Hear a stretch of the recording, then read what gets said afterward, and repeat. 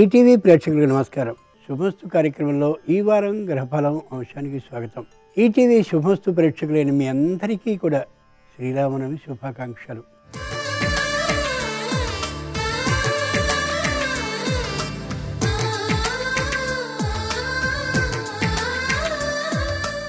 April 14వ తేదీ నుండి April 20వ తేదీ వరకు మేషాది ద్వాదశ రాశుల వారికి కలిగే శుభ అశుభ ఫలితాలని అవసరమైన సందర్భాల్లో ప్రత్యామ్నాయ మార్గాల్ని తెలుసుకుంటారు. ఇక ద్వాదశ రాశుల వారిలో ఏ గ్రహాలు ఏ రాశి వారికి ప్రతికూలంగా ఉన్నాయో ఆ ప్రతికూల గ్రహాల అనుకూలత కోసం ఏ విధమైన విధి విధానాలను చేపట్టాలో ఆ విశేషాలని, ఈ వారం అంతా విజయవంతంగా సాగాలి అంటే ఏ దైవాన్ని ఏ రాశి వారు ఎలా ఆరాధించాలో ఆ విశేషాల్ని, దీంతో పాటు ఆచారం సంప్రదాయం శీర్షికలో భద్రాచల క్షేత్ర వైభవం, ఆ క్షేత్ర ప్రాశస్త్యం గురించి తెలుసుకుంటారు.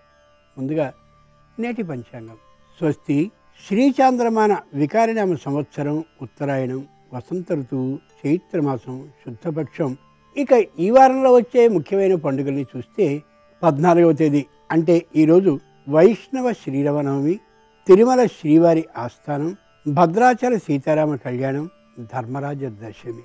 15వ తేదీ సర్వైకాదశి, 18వ తేదీ ఒంటిమిట్ట శ్రీ కోదండరామస్వామి వారి కళ్యాణం, 19వ తేదీ హనుమత్ జయంతి. ఈరోజు శ్రీరామనవమి. భద్రాచలంలో శ్రీ సీతారామచంద్ర స్వామి వారికి కళ్యాణం జరిగేటటువంటి పరమ పవిత్రమైనటువంటి రోజు. ఈ సందర్భంగా భద్రాచల క్షేత్ర వైభవం ఏమిటో, ప్రాశస్త్యం ఏమిటో, ఆచారం సంప్రదాయం అనే శీర్షికలో తెలుసుకుందాం. తెలుగువారి అయోధ్యాపురి భద్రాద్రి. భద్రో భద్రయ అంటూ వేదం ఉపదేశించిన మంత్రం రామాయణంలోని భద్ర బీజ అక్షరాలకి భవ్య సాకారమే భద్రాద్రి. వాల్మీకి మహర్షి శ్రీమద్ రామాయణంలో మంగళాశాసనాలతో ప్రయోగించిన భద్ర పద బంధాలకి దివ్య సాక్షాత్కారమే భద్రాద్రి. శ్రీ సీతారామచంద్ర స్వామి కొలువు తీరిన భద్రాచలంలో చైత్రశుద్ధ పాడ్యమి నుండి దశమి వరకు ఉత్సవ సంరంభం కన్నుల పండుగగా వెల్లివిరుస్తుంది. వసంత నవరాత్ర ఉత్సవాలు ఈ క్షేత్రంలో వైభవోపేతంగా ప్రకటితమవుతాయి. శ్రీరామనవమి నాడు భద్రాద్రి భక్తాద్రిగా మారిపోతుంది. మిథిలా ప్రాంగణంలో నేత్రోత్సవంగా రమణీయ కమనీయ సంబరంగా సాగే సీతారాముల కళ్యాణం ఓ ఆనందార్ణవ సన్నివేశం. ముత్యాల తలంబ్రాలతో మురిపెంగా ముగ్ధమోహనంగా పరిఢవిల్లే ఆ ఘట్టం ఓ మాధుర్య విశేషం. స్థల పురాణం ప్రకారం శ్రీరాముడు అరణ్యవాసంలో ఉన్నప్పుడు తనని సేద తీర్చిన శిలారూపంలో ఉన్న భద్రుణ్ణి అనుగ్రహిస్తాడు. రామావతారం ముగిశాక రాముడు నారాయణునిగా వైకుంఠాన్ని చేరుకుంటాడు. రాముడు తనకిచ్చిన వరం ప్రకారం రామభద్రుడిగా తనపై అధివసించాలని భద్రుడు ఘోర తపస్సుని చేశాడు అని చెప్తారు. ఆ తపోదీక్షకి మెచ్చి ఆర్త రక్షణ పరాయణుడైన వైకుంఠధాముడు వేగిరపాటుతో అపసవ్యంగా శంఖచక్రాల్ని ధరించి ధనుర్బాణాలని చేతబోని సీతా లక్ష్మణ సహితంగా భద్రగిరిపై వెలిశాడని చెప్తారు. 16వ శతాబ్దంలో పోకల దమ్మక్క అనే భక్తురాలు సీతా రామ లక్ష్మణ అర్చావతార మూర్తుల్ని ఓ పుట్టలో తొలిసారిగా చూసిందని, ఆ మూర్తులకి తాటాకు పందిళ్ళని వేసి నిత్యం తాటిపళ్ళనే నైవేద్యంగా సమర్పించింది అని కూడా చెప్తారు. భక్త రామదాసుగా ప్రసిద్ధి పొందిన కంచెర్ల గోపన్న ప్రజల నుండి వసూలు చేసిన శిస్తుతో రామాలయాన్ని నిర్మించాడు. ఆభరణాలని చేయించాడు. రాముని వైభవాన్ని ఘనంగా సంకీర్తన చేశాడు. ఈ తరుణంలో మంగళకరమైన ఆ దివ్య దంపతుల అనుగ్రహాన్ని అందుకుందాం. సీతారాముల పెళ్లి సందడిని తిలకించడానికి సమాయత్తమవుదాం. ఇక క్రమంగా మేషాది ద్వాదశ రాశుల వారి ఫలితాలని పరిశీలిద్దాం. ముందుగా మేషరాశి.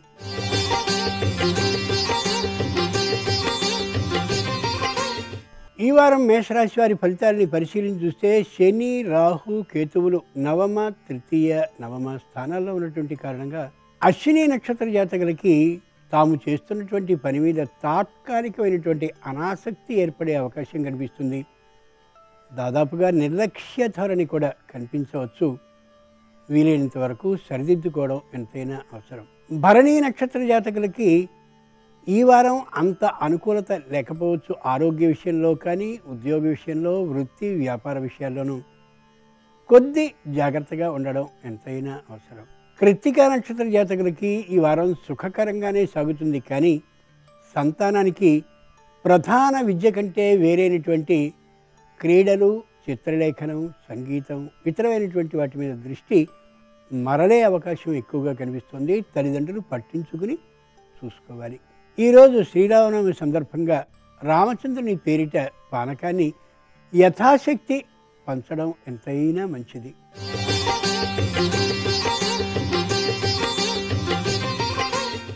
ఇక ఈ వారం వృషభ రాశి వారి ఫలితాలని పరిశీలించి చూస్తే శని, రాహు, కేతువులు అష్టమ, ద్వితీయ, అష్టమ స్థానాల్లో ఉన్నటువంటి కారణంగా కృత్తికా నక్షత్ర జాతకులు ఆప్తుల్ని, బంధువుల్ని, మిత్రుల్ని మాట దురుసుతనంతో దూరం చేసుకునే అవకాశం కనిపిస్తోంది.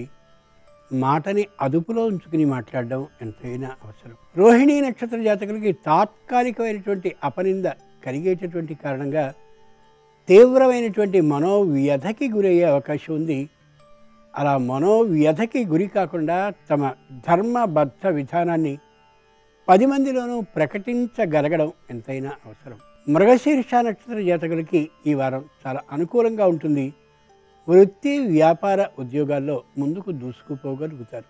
ఈరోజు శ్రీరామనవమి అయినటువంటి సందర్భంగా రామచంద్రుని కళ్యాణాక్షతల్ని ఎంతమందికి పంచగలిగితే అంతమందికి పంచడం విశేషమైనటువంటి లాభదాయకం.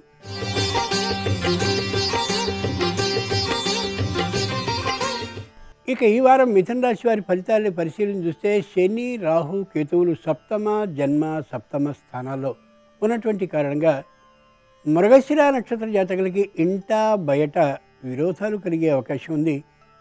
ఆ కారణంగా వీలైనంత వరకు తక్కువ మాట్లాడడం, ఆచి తూచి వ్యవహరించడం ఎంతైనా అవసరం.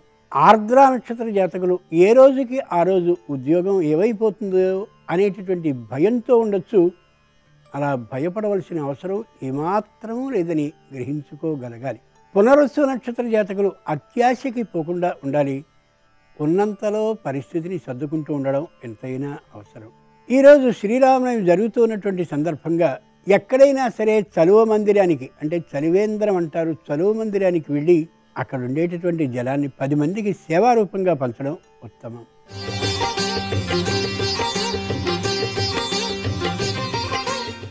ఇక ఈ వారం కర్కాటక రాశి వారి ఫలితాన్ని పరిశీలించి చూస్తే శని, రాహు, కేతువులు షష్ఠ, ద్వాదశ, షష్ఠ స్థానాల్లో ఉన్నటువంటి కారణంగా పునరుస్సు నక్షత్ర జాతకులకి తాత్కాలికమైనటువంటి చికాకు, విసుగు కలిగేటటువంటి అవకాశం కనిపిస్తోంది. కారణం మాత్రం ఏమీ ఉండదు కాబట్టి తమని తాము సంభాళించుకోగలగాలి. పుష్యమి నక్షత్ర జాతకులకి కాస్త పనులు వాయిదా పడుతున్నవి నిదానంగా కదలిక ప్రారంభమవుతుంది. కొద్ది శ్రమ చేస్తే పనులన్నీ కూడా ముందుకు సాగేటటువంటి అవకాశం ఉంది. ఆశ్లేష నక్షత్ర జాతకులు తాత్కాలికమైనటువంటి ఆరోగ్య పరీక్షల్ని విశేషంగా ఖర్చు చేయకుండా చేసుకోవడం అవసరం. ఈరోజు శ్రీరామనవమి అయినటువంటి సందర్భంగా ఇంటిలో కానీ దేవాలయంలో కానీ సామూహికంగా రామ భజన చేయడం మంచిది.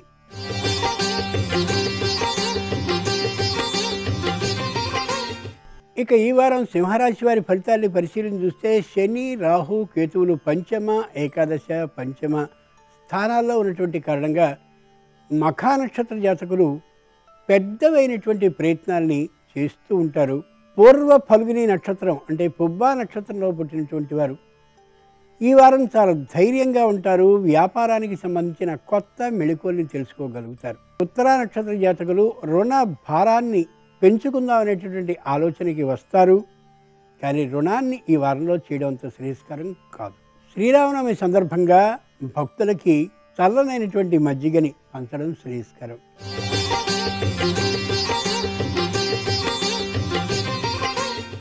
ఇక ఈ వారం కన్యారాశి వారి ఫలితాలను పరిశీలించి చూస్తే శని, రాహు, కేతువులు చతుర్థ, దశమ, చతుర్థ స్థానాల్లో ఉన్నారు. ఈ కారణంగా ఉత్తరా నక్షత్ర జాతకులు తమ పని పూర్తయ్యేంత వరకు కూడా విశ్రమించకుండా ఉండి పని పూర్తయిన తరువాత మాత్రమే ఊపిరి పీల్చుకోగలగాలి. ఇది చక్కనైనటువంటి అనుకూల కాలం.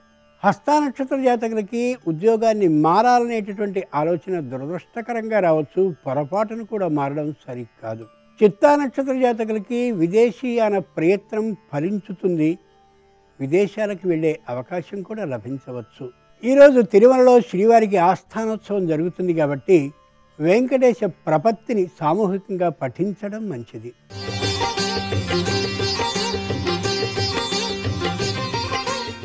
ఇక ఈ వారం తులారాశి వారి ఫలితాల్ని పరిశీలించి చూస్తే శని, రాహు, కేతువులు తృతీయ, నవమ, తృతీయ స్థానాల్లో ఉన్నటువంటి కారణంగా చిత్తా నక్షత్ర జాతకులు ఎవరితో వ్యవహారాన్ని చేస్తున్నప్పటికీ కూడా చాలా జాగ్రత్తగా ఆలోచించి మాత్రమే వ్యవహారాన్ని చేసుకోగలగాలి. స్వాతి నక్షత్ర జాతకులు ఆరోగ్యం చక్కగా ఉంది కదా అనేటటువంటి అభిప్రాయంతో దూర భార ప్రయాణాలు చేయడం అంత సరికాదు. విశాఖ నక్షత్ర జాతకులు పట్టుదలకి పోయి విపరీతమైనటువంటి దుఃఖాన్ని పొందడం కంటే ఒక మెట్టు దిగడం ఎంతైనా అవసరం. ఈరోజు తిరుమలలో శ్రీవారికి ఆస్థానోత్సవం జరుగుతున్నటువంటి కారణంగా ఓం నమో వెంకటేశాయ మంత్రాన్ని ఎంత అవకాశం ఉంటే అంతసేపు జపించడం ఉత్తమం.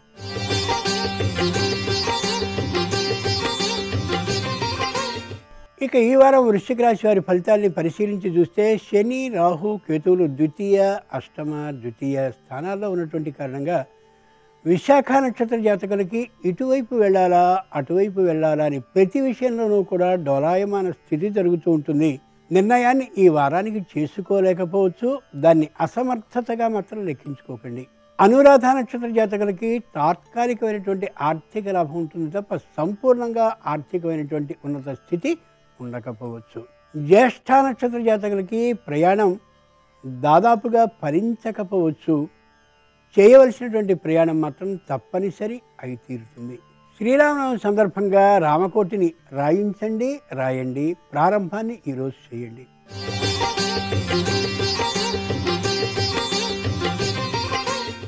ఇక ఈ వారం ధనురాశి వారి ఫలితాన్ని పరిశీలించి చూస్తే శని, రాహు, కేతువులు జన్మ, సప్తమ, జన్మ స్థానాల్లో ఉన్నటువంటి కారణంగా మూలా నక్షత్ర జాతకులు పై అధికారులతో కానీ తోటి ఉద్యోగులతో కానీ హక్కులు, అధికారాలు అంటూ ఆ విధమైనటువంటి వాదనలే వినిపించడం శ్రేయస్కరం కాదు. పూర్వాషాఢ నక్షత్ర జాతకులు సంతానం కోసం చేసినటువంటి ప్రయత్నాలు తాత్కాలికంగా ఫలించవచ్చు. విశేషమైనటువంటి శ్రద్ధని కానీ తీసుకున్నట్లయితే సంతాన లాభం ఉండి తీరుతుంది. ఉత్తరాషాఢ నక్షత్ర జాతకులు తాము చేస్తున్నటువంటి వృత్తి, ఉద్యోగ, వ్యాపారాలని మారిస్తే ఎలా ఉంటుంది అనేటటువంటి చిన్న ఆలోచనకి రావచ్చు. ఆ ఆలోచన మాత్రం సరికాదు. శ్రీరామనవమి సందర్భంగా రామదాసు కీర్తనల్ని వినండి.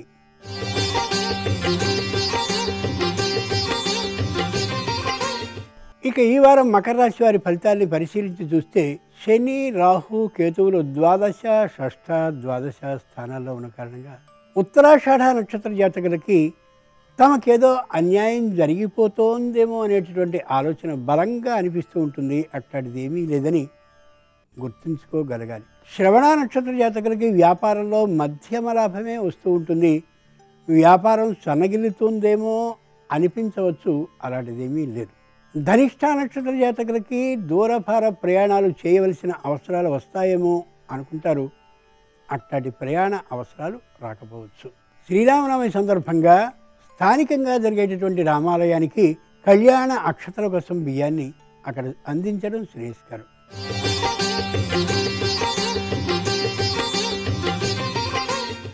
ఇక ఈ వారం కుంభరాశి వారి ఫలితాల్ని పరిశీలించి చూస్తే శని, రాహు, కేతువులు ఏకాదశ, పంచమ, ఏకాదశ స్థానాల్లో ఉన్నటువంటి కారణంగా ధనిష్ఠ నక్షత్ర జాతకులకి ఈ వారం చాలా అనుకూలంగా ఉంటుంది. అధికారులతో సఖ్యత పెరుగుతుంది. నూతన పరిచయాలు కలిగేటటువంటి అవకాశం ఉంది. శతభిష నక్షత్ర జాతకులకి శత్రువుల బాధ తగ్గుతుంది.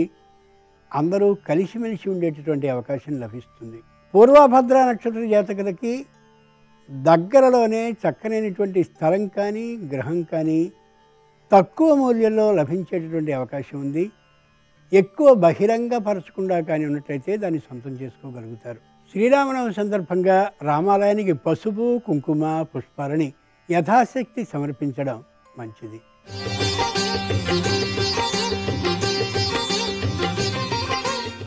ఇక ఈ వారం మీనరాశి వారి ఫలితాన్ని పరిశీలించి చూస్తే శని, రాహు, కేతువులు దశమ, చతుర్థ, దశమ స్థానాల్లో ఉన్నటువంటి కారణంగా పూర్వభద్ర నక్షత్ర జాతకులకి చేతిదాకా వచ్చినటువంటి పని కొద్దిగా సాగుతూ వెళ్ళొచ్చు, వాయిదా పడవచ్చు.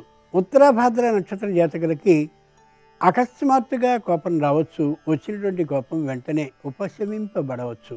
రేవతి నక్షత్ర జాతకులకి తాత్కాలికమైనటువంటి లాభం కలుగుతుంది అనుకున్నటువంటిది కలగకపోవచ్చు.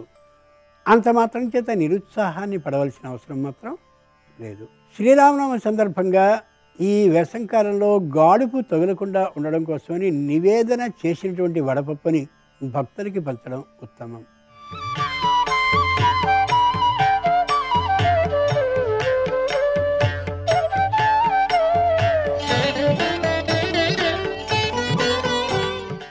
శుభమస్తు కార్యక్రమంలో గృహబలం అంశానికి స్వాగతం.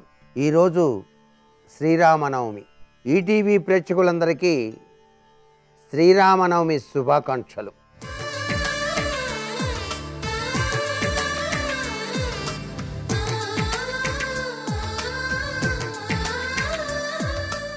ఈ యొక్క శ్రీరామనవమి సందర్భంగా ప్రతి ఒక్కరూ కూడాను రామకోటి అనేటువంటిది కనుక ప్రతినిత్యం ఒక నిర్ణీత సమయంలో కనుక వ్రాసేటువంటి విధి విధానాన్ని అలవర్చుకొని శ్రీరామచంద్రమూర్తికి గనక సమర్పించినట్లయితే రామనామంలో దాగినటువంటి అత్యంత విశిష్టవంతమైనటువంటి ప్రభావం ఆ గృహంలో నివసించే ప్రతి ఒక్కరికి కూడాను ఆరోగ్యాన్ని, ఐశ్వర్యాన్ని, భక్తిభావన తత్వాన్ని ప్రసాదించటానికి శ్రీరాముడు అనుగ్రహాన్ని ఇవ్వటం జరుగుతుంది.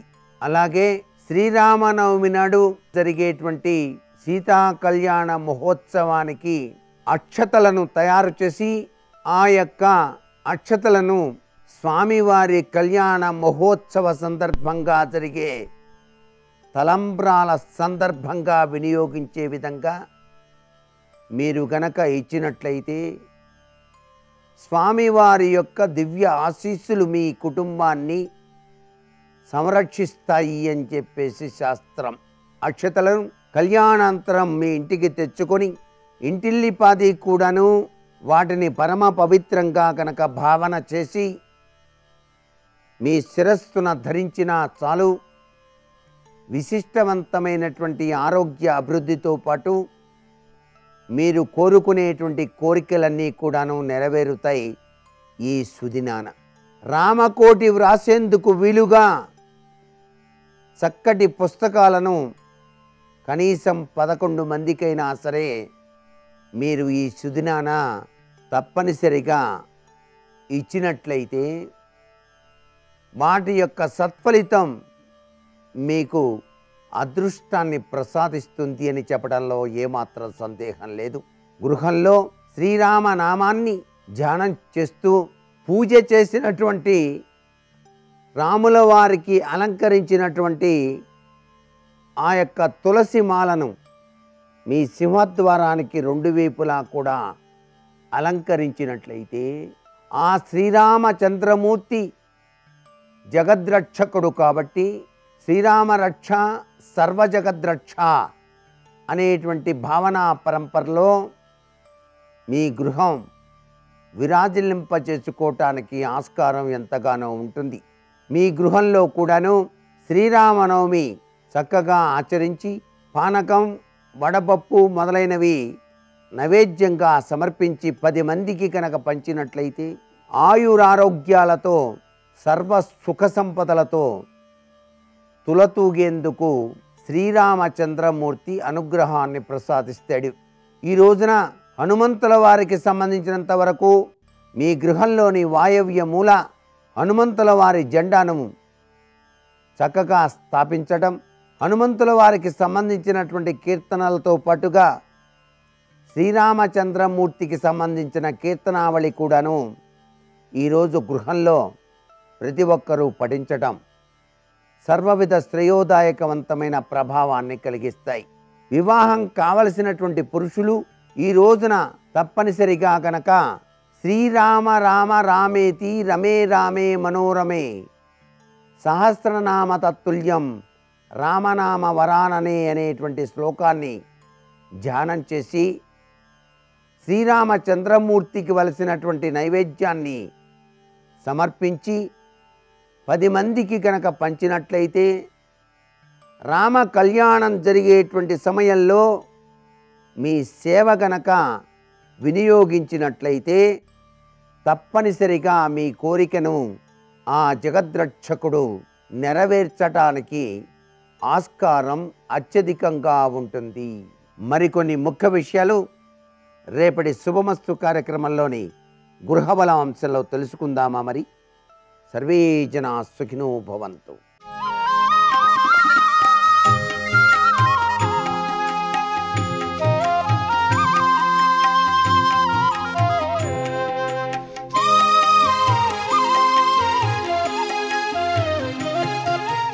శుభమస్తు కార్యక్రమంలో ద్వాదశ రాశులు పరిహారాలు అన్న అంశానికి స్వాగతం. ముందుగా ప్రియమైన ప్రేక్షకులకు శ్రీ వైష్ణవ మాధవ శ్రీరామనవమి పండుగ శుభాకాంక్షలు.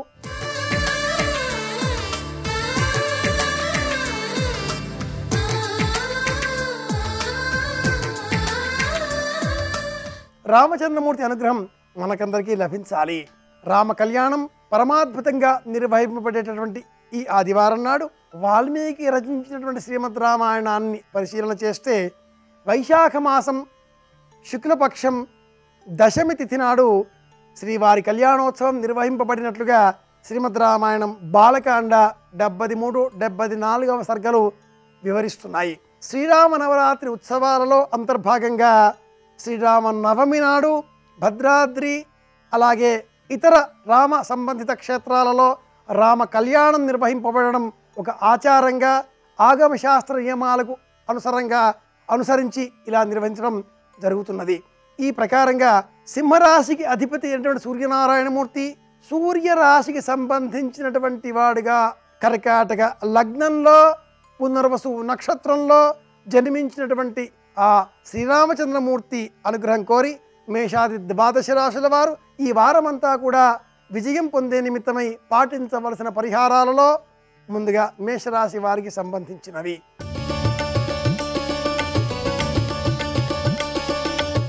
మేషరాశికి సంబంధించి ఈ వారం కర్కాటక వారంగా కర్కాటక రాశికి సంబంధించిన వారంగా ప్రారంభం అవ్వడం ఒక విశేషంగా చెప్పుకోవాలి.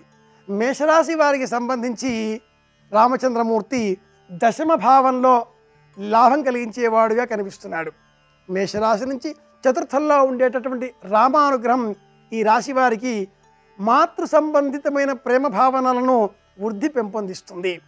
మేషరాశి వారు రామానుగ్రహం కోరి ఈ వారమంతా కూడా పాటించవలసిన పరిహారాలలో అతి ప్రత్యేకంగా కూడుకున్నటువంటిది వడపప్పు పానకాలను భక్తి పురస్సరంగా రామాలయాలలో అందజేస్తే మేషరాశి వారికి ఈ వారమంతా కూడా ప్రయోజనం చేకూరుతుంది.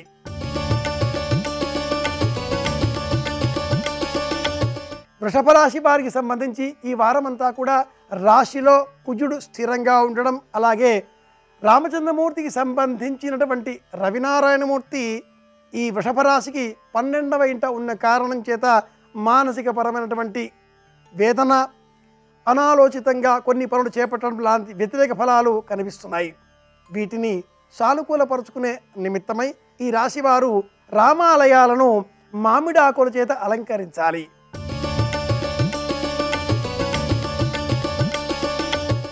మిథున రాశికి సంబంధించి ఈ వారమంతా కూడా సప్తమంలో గురువు శని కేతువులు ముగ్గురు వ్యతిరేక ఫలాలు ఇవ్వబోతున్నారు. ఆ ప్రకారంగానే మిథున రాశిలోనే ఉన్న రాహువు కారణంగా శారీరక పరమైనటువంటి చిన్న చిన్న రుగ్మతలు కూడా వీరిని ఇబ్బందుల పాలు చేస్తాయి. వీటి నుంచి బయటపడి జీవితాన్ని ఈ వారమంతా కూడా ఆరోగ్యదాయకంగా మలుచుకునే నిమిత్తమై ఈ రాశివారు సుందరకాండ గ్రంథాన్ని వీరు పారాయణం చేసినా ఈ వారం మంచి ప్రయోజనం పొందగలుగుతారు.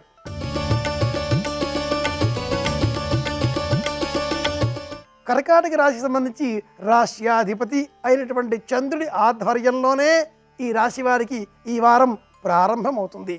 ఈ రాశికి సంబంధించి ఈ వారమంతా అష్టమంలో ఉన్న శుక్రుని కారణంగా అనారోగ్యకరమైనటువంటి పరిస్థితులను వీరు ఎదుర్కోవలసి ఉంటుంది. నవమంలో ఉన్న బుధుడి కారణంగా వ్యాపారాత్మకంగా లాభాలు వీరికి కలగబోతున్నాయి. మిశ్రమంగా ఉండేటువంటి ఫలితాంశాలలో కర్కాటక రాశి వారు మంచి ప్రయోజనం పొందే నిమిత్తమై అన్నదానం ఏర్పాటు చేయాలి.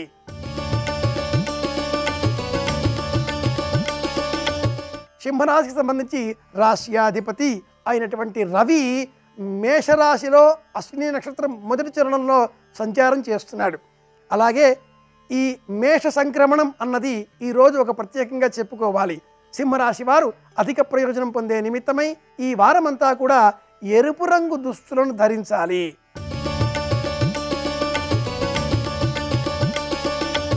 కన్యా రాశికి సంబంధించి రాశ్యాధిపతి అయినటువంటి బుధుడు మిత్రక్షేత్రంలో 6వ ఇంట సంచారం చేస్తున్నాడు.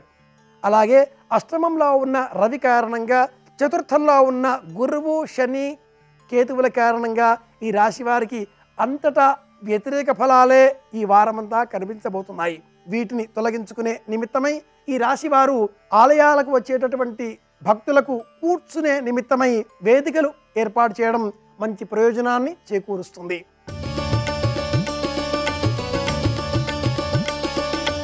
తులారాశికి సంబంధించి రాశ్యాధిపతి అయినటువంటి శుక్రుడు మిత్రక్షేత్రంలో కుంభరాశిలో సంచారం చేస్తూ ఆర్థికపరమైన ప్రయోజనాలను చేకూర్చబోతున్నాడు. అలాగే ఉచ్చక్షేత్రంలో ఉండేటటువంటి మేష రవి కారణంగా విద్యా, వ్యాపార, ఉద్యోగ, రాజకీయ రంగాలలో ఉండేటటువంటి తులారాశి వారందరికీ కూడా అధికమైన ఆర్థిక ప్రయోజనాలు ఈ వారమంతా ఎదురు అవుతున్నాయి. వీటిని మరింత బలోపేతం చేసుకునే నిమిత్తమై ఈ రాశి వారు తెల్లని వస్త్రాలను వితరణ చేయాలి.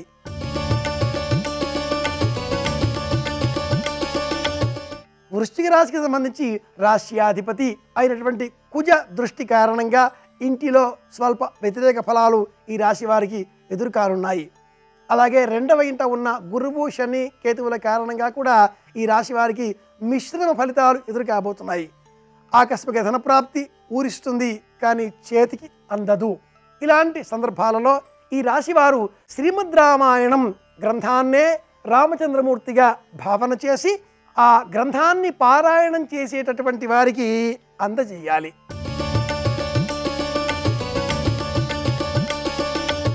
ధనురాశికి సంబంధించి 7.5 సంవత్సరాల 7.5 శని, 7.5 సంవత్సరాల శని కారణంగా శని పీడ కొంచెం పెరుగుతుంది. అలాగే శని ఈ ధనురాశిలోనే గురువు కేతువులతో సంచారం చేస్తున్న కారణంగా అధికంగా వ్యతిరేక ఫలాలను ఈ రాశివారు ఈ వారమంతా ఎదుర్కోబోతున్నారు. వీటిని సానుకూలపరుచుకునే నిమిత్తమై ఈ రాశివారు రాముని చేతిలో అలంకారప్రాయంగా విల్లంబులను మనం సమర్పించిన మంచి ప్రయోజనం పొందగలుగుతారు.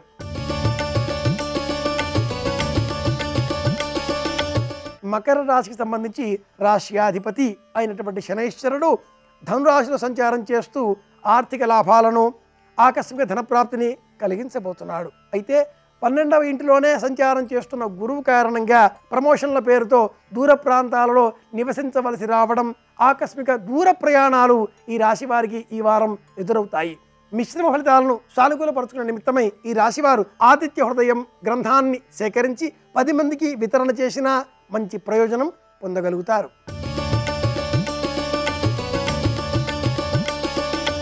కుంభరాశికి సంబంధించి రాశ్యాధిపతి అయినటువంటి శనైశ్వరుడు ఏకాదశంలో ధనురాశిలో సంచారం చేస్తూ ఈ రాశి వారికి ఆకస్మిక ధనప్రాప్తిని, అనేక విధాలుగా లాభాలను చేకూర్చబోతున్నాడు.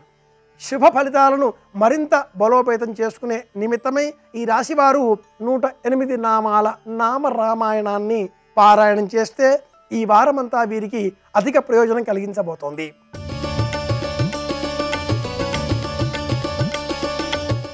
మీనరాశికి సంబంధించి రాశ్యాధిపతి అయినటువంటి గురువు శనికేతువులతో కలిసి నిస్తబ్దంగా ఉండబోతున్నాడు. ప్రయోజనాలు ఇవ్వవలసిన స్థితిలో ఉండి కూడా ఏమీ ఉపయోగం లేకుండా నిశ్శబ్దంగా ఉండబోతున్నాడు. అలాంటి పరిస్థితులలో 2వ ఇంట ఉన్న రవి కారణంగా పనిచేసేటటువంటి చోట కొంచెం వ్యతిరేక ఫలాలను వెతుకోవలసి వస్తుంది.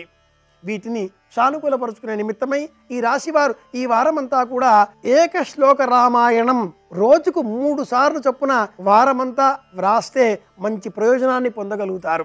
మొత్తం మీద మేషాది 12 రాశుల వారికి ఈ వారం శ్రీరామ నవమితో ప్రారంభం కావడం చేత రామకోటి రాద్దాం అనుకున్నటువంటి వారంతా కూడా ఈరోజు ఆ రామనామాన్ని శ్రీరామ జయ రామ జయ జయ రామ అంటూ శ్రీరామ అని వ్రాయడం ప్రారంభం చేయవచ్చు. రామానుగ్రహంతో ఈ వారమంతా కూడా విజయవంతంగా గడుపుదాం. మళ్ళీ రేపు కలుసుకుందాం అని విన్నవిస్తూ శుభమస్తు.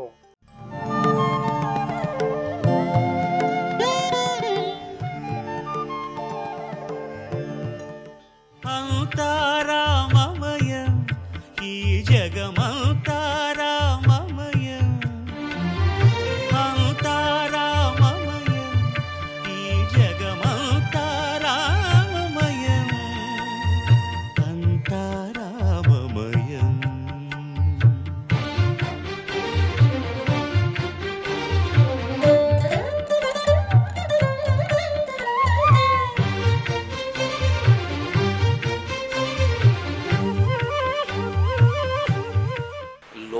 రాముడికి ధర్మము ఎంత జీర్ణమైపోయిందో చూడండి, ఎంతటి ధర్మనిష్ట కలవాడో చూడండి. లోపల కనీసం ఇంకొక గంటలో నాకు యవ్వరాజ్య పట్టాభిషేకం అన్నవాడికి యవ్వరాజ్య పట్టాభిషేకం లేకపోతే పోయిరి, కనీసం ఇక అంతఃపురంలో ఉండడానికి వీల్లేదు. 14 సంవత్సరముల అరణ్యవాసం. పోని అరణ్యవాసం ఒకటి కాదు, చీరాజన జటాధారి రామో భవతు తాపసః. ఏమిటి నీ చేసిన తప్పు? ఎందుకు అడిగావు అలాగా?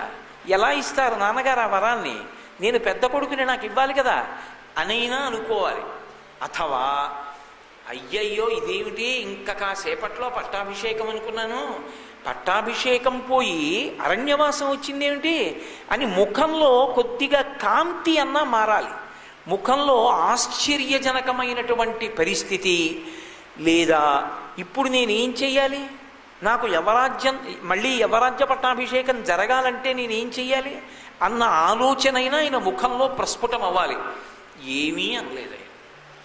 వచ్చినప్పుడు ఎలా ఉన్నాడో, నీకు పట్టాభిషేకం ఉండకూడదని వరం అడిగాను మీ తండ్రిని, కానీ మీ తండ్రి బెంగ పెట్టుకున్నాడు.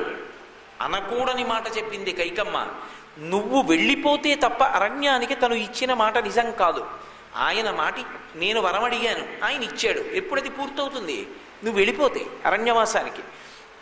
నువ్వు వెళ్ళిపోవడం నీ చేతిలో ఉంది, నువ్వు వెళ్ళిపోవాలి. అందుకని మీ నాన్న బెంగ పెట్టుకున్నారు.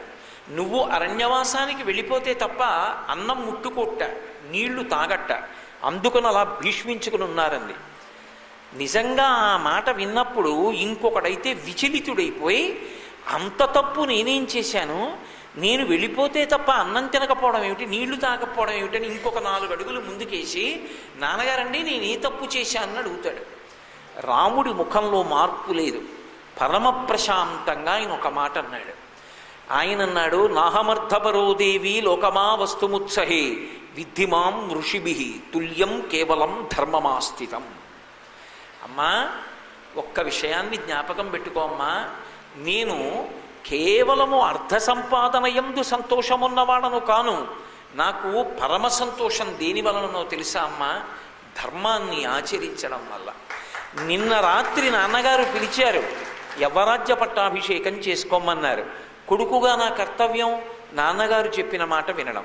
యవ్వరాజ్య పట్టాభిషేకం చేసుకుంటా అన్నాను. ఇవాళ నాన్నగారు పిలిచి అరణ్యవాసానికి వెళ్ళమన్నారు. ఇప్పుడు కూడా నాన్నగారు చెప్పిన మాట పాటించడం కొడుగ్గా నా ధర్మం. రాజ్యం ఇస్తానంటే నాన్నగారు, అరణ్యానికి వెళ్ళమంటే నాన్నగారు కాదు అని, నాకు అనుకూలమైతే ధర్మం, నాకు ప్రతికూలమైతే అధర్మం అని నేను అనను. నాన్నగారు చెప్పారు, నేను పాటిస్తాను, అంతే. పుత్రుడిగా తండ్రి మాట వినడమే నా ధర్మం. రామ రామ నీదు నామమెంత మధురము, రంజిల్లగ చేయు మనసు ఎంత రమ్యము. రామ రామ నీదు నామమెంత మధురము, రంజిల్లగ చేయు మనసు ఎంత రమ్యము. మధురమైన మకరందము కన్న రమ్యము, మాధుర్యము గ్రోలు భక్త జనులు ధన్యము. మధురమైన మకరందము కన్న రమ్యము, మాధుర్యము గ్రోలు భక్త జనులు ధన్యము.